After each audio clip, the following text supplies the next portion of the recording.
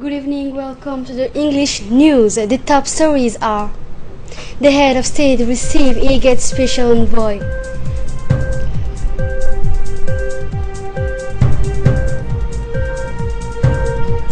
Leader meet in Turkey head of G20.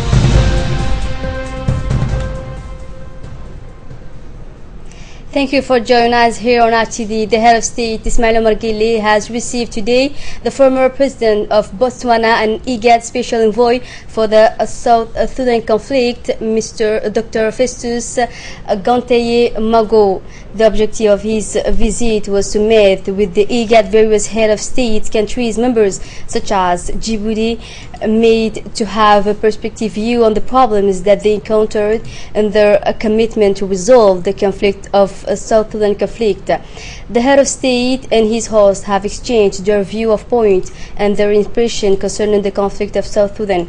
The head of state has made a part of its commitment to IGAD to find a solution to the South Sudan crisis at the end of this meeting with the President of the Republic. The former President of Botswana and special envoy of IGAD has granted us an interview in which he explained the purpose of his visit. Let's listen to him.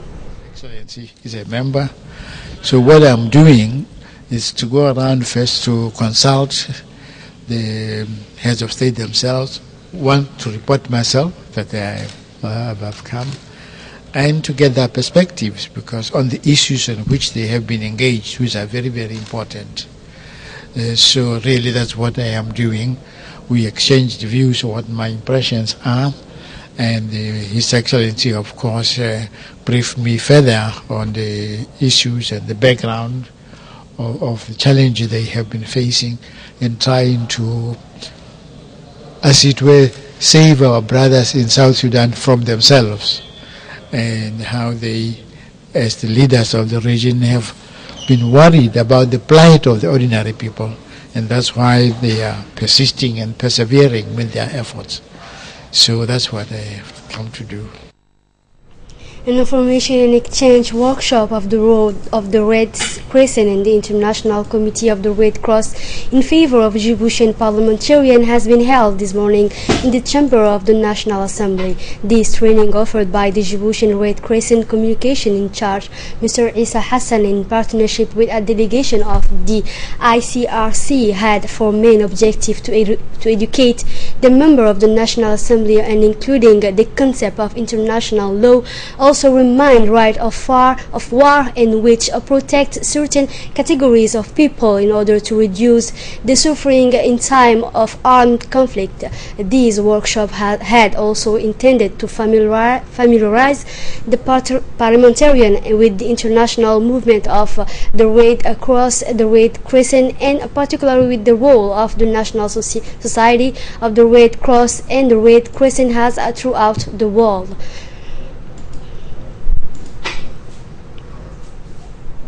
And for his part, the President of the National Assembly said that this main objective of this meeting was to clarify the parliamentarians' role in the humanitarian international law. I'm inviting all deputies present here in this exchange workshop to take all the necessary information, he said. As you may have witnesses, we are becoming a major factor in the development and implementation of the humanitarian international law. This opportunity is for the Republic of Djibouti a prominent role for the protection of population in times of conflict. Our primary mission is to vote laws for the integration of humanitarian international laws, treaties in the national legislation, he said. In a press conference, the Minister of Foreign Affairs and International Cooperation, Mohamed Ali Yusuf, is reacting in his side to the deadlies of violence to strike friends, a friend, and a like country, he said. He strongly condemned the barbaric and terrorist attack that killed 129 people and more than 315 injured. The minister did not fail to express his deepest and heartfelt condolences to the government and people of France and express the solidarity and compassion of the Djiboutian people and government in these painful circumstances. The responsibility for these apparently coordinated acts in and around Paris by the Islamic State group so-called Daesh is remind us dark history time of humanity. No ideology, no cause can justify such inhuman acts, and barbaric act of terrorism is international scourge that has no borders. We, your Djiboutian friend, the government and the people, felt very close to you. We cry with you, he said. We will lead this fight together with you against those who did such unimaginable things to you. Djibouti will spare no effort to support France in this terrible moment. All measurements of security and protection have been taken to ensure the security of French nationals. He said finally that the alert level was raised to its high level. The prosecutor of the Republic of Paris, François Moulin, stated in a press conference on Saturday evening that 139 people at least has died in the attack that struck Paris Friday evening. Let's listen it. The attackers who killed 129 people in Friday night shooting and suicide bombing in Paris appeared to be split into 3 coordinated teams armed with Kalashnikov's assault rifles and high explosive. One of the teams talked of Syria and Iraq, where France has launched airstrike over the past years as they fire on a crowd at a rock concert. We can say that at this stage of the investigation, there were probably 3 coordinated teams of terrorists behind the barbaric acts, said Paris prosecutor François Moulin.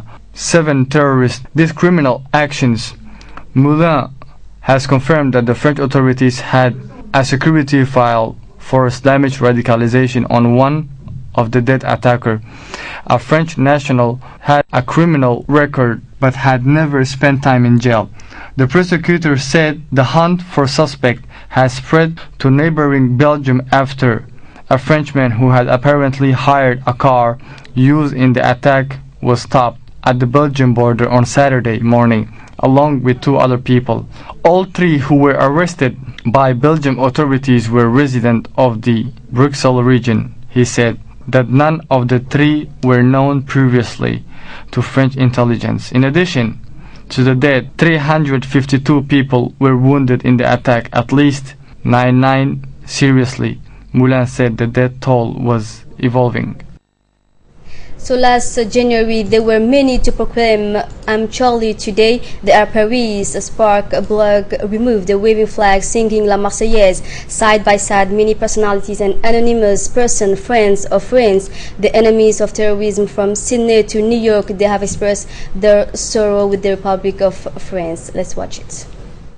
People around the world showed their sorrow, solidarity with France on Saturday in the wake of the Paris attack. In Rio de Janeiro, the iconic statue of Christ, the Redeemer, glowed with the color of the French flag for 3 hours, as did the Sydney Opera House in Australia, where people sang the French national anthem and held a minute of silence. In Argentina, in the French embassy, one woman said, "I was in Paris in 1986 when they have placed a bomb because of Gaddafi, and I think this is a terrorist war against the world.